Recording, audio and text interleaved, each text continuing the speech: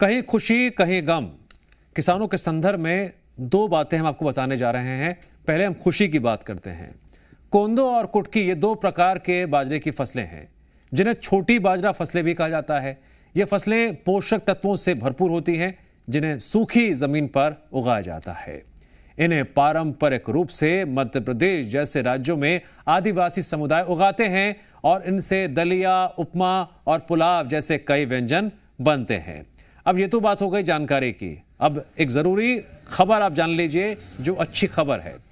मध्य प्रदेश में पहली बार कोंदो और कुटकी की सरकारी खरीद होने जा रही है।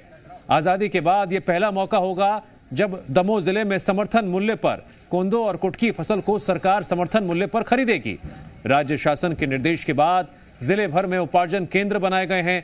बुंदेलखंड में बड़े पैमाने पर खास तौर से दमोह जिले के आदिवासी अंचलों में कोंदो और कुटकी की पैदावार होती है। ज्यादातर फसल का उपयोग खुद आदिवासी वर्ग के लोग करते हैं, लेकिन पिछले कुछ सालों से इन दोनों अनाजों की अच्छी पैदावार के बाद फसलों को सरकारी समर्थन मूल्य पर खरीदने की मांग हो रही थी और अब ये मांग पूरी होती नजर आ रही है। सरकार ने आदिवासी किसानों की मांग को मानते हुए पहली बार जिले में कोंदो और कुटकी को समर्थन मूल्य पर खरीदने का निर्णय लिया है।